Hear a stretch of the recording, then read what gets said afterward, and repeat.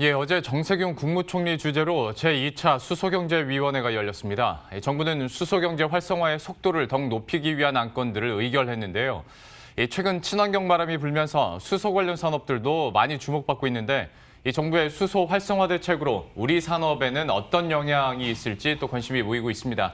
관련한 내용 문수련 기자와 함께 이야기 나눠보도록 하죠.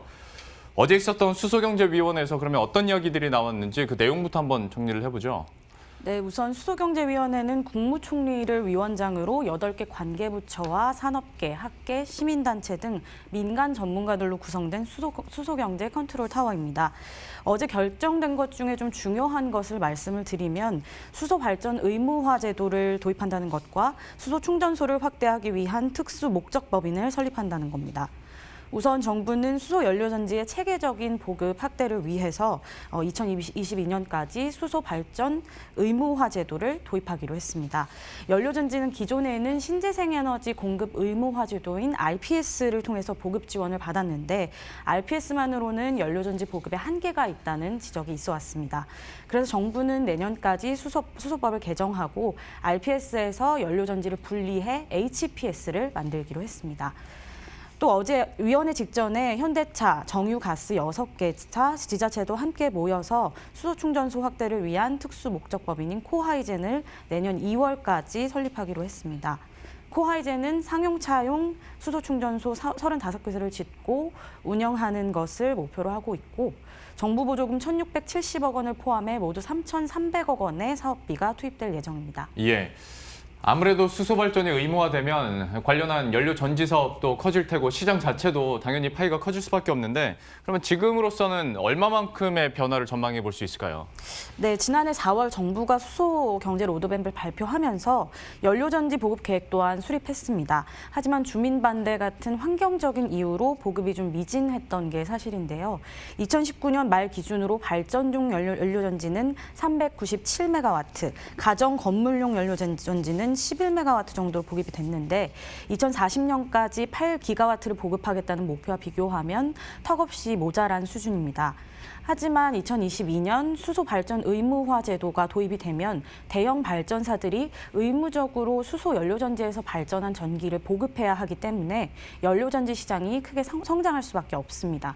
정부는 2040년까지 향후 20년간 25조 원 정도의 신규 투자를 창출할 수 있을 것으로 내다보고 있습니다. 이 때문에 연료전지와 관련한 기업들의 성장세에도 좀 주목이 되는데요.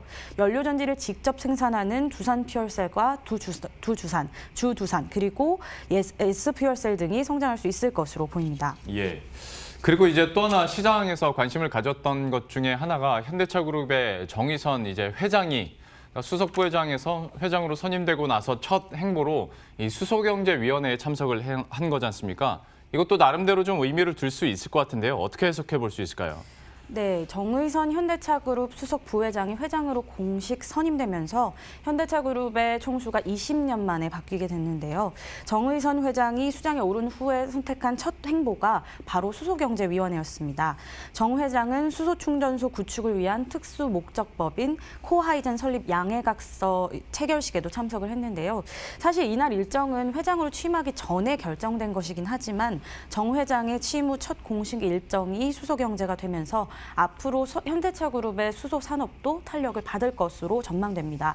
사실 현대차그룹은 이미 수소 관련 산업 생태계를 미래 먹거리로 육성을 해왔습니다. 지난 6월 엑시언트 수소 전기 트럭 10대를 스위스로 수출을 하면서 세계 최초로 수소 전기 대형 트럭 양산 및 수출에 성공했습니다. 뿐만 아니라 지난달에는 수소 전기차와 수소 전기 버스를 중동의 최대 산유국인 사우디아라비아에 수출하기도 했습니다. 이 밖에도 정 회장은 지난해 1월부터 올해 6월까지 수소위원회 공동회장을 역임을 하면서 수소사회 구현을 위한 활동에도 힘쓰고 있습니다. 예. 그런데 앞에서도 이제 문수련 기자가 그 코하이젠 언급을 몇 번 했었는데 앞에서도 설명으로 현대차와 정유가스 6개사 그리고 지자체까지 모여서 특수목적법인을 설립하기로 했다라고 했는데 구체적으로 이게 어떤 기업이고 만들어지긴 배경도 어떤 건지 좀 구체적으로 설명을 해주시죠. 네, 사실은 수소차가 보급되기 시작한 이후부터 충전소 부족 문제는 계속 꾸준히 제기가 되어 왔는데요. 수소차를 실제로 이용하는 분들을 좀 취재를 나가 보면 공통적으로 가장 먼저 이야기하는 것이 인프라 부족의 문제였습니다. 그래서 실제 현장의 목소리 한번 들어보시죠.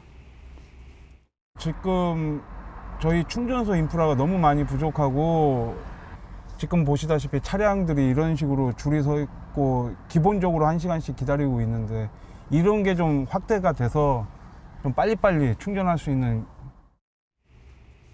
네, 이용자 입장에서는 인프라가 부족하니까 차를 구매하기가 좀 꺼려지고 충전 사업자 입장에서는 차가 부족하니까 충전소를 지을 유인이 없는 이런 악순환이 계속됐기 때문에 이제 보급이 좀 더뎌졌던 건데요.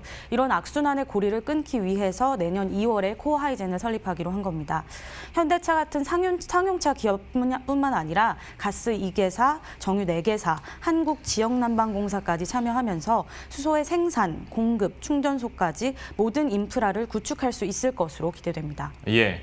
다만 이런 참여하는 기업들을 보면 어쨌거나 기존 전통적인 석유화학 회사인 건데 지금 앞으로 나아가고자 하는 방향성은 친환경 에너지 쪽이지 않습니까? 그러면 어찌 보면 좀 대척점에 있다고 볼 수 있겠으나 이들이 참여했다는 자체만으로도 진짜 어떤 시대가 변하고 산업 구조도 많이 변한다고 볼 수가 있겠네요. 네, 그렇습니다. 정유사가 수소 산업에 이제 뛰어들게 된 이유는 좀 두 가지로 나눠볼 수 있을 것 같은데요. 첫째는 석유 시대의 종말이 다가온다는 예측이 많아지면서 사업 다각화를 통한 수익 창출의 필요성이 높아졌기 때문입니다. 글로벌 오일 메이저 회사인 BP 같은 경우는 지난달에 에너지 전망 보고서를 내놓았는데 석유 수요의 정점이 작년이었을 수도 있다는 비관적인 전망까지 내놓은 상황입니다. 두 번째 이유는 기존의 정유사가 가지고 있는 시설들이 수소 산업과 시너지 효과를 낼 수 있기 때문입니다. 여수 등의 석유화학 단지를 중심으로 수소의 파이프라인을 가지고 있고요. 대규모로 부생수소를 생산할 수 있는 시설을 보유하고 있습니다. 네, 기존에 가진 시설들을 이용해서 수소로까지 생태계를 확장할 수 있다면 최근 대규모 적자늪에 빠진 정유사들에게는 새로운 사업의 기회가 될 수 있을 것으로 기대됩니다. 예. 지금까지 문수련 기자와 함께했습니다. 잘 들었습니다.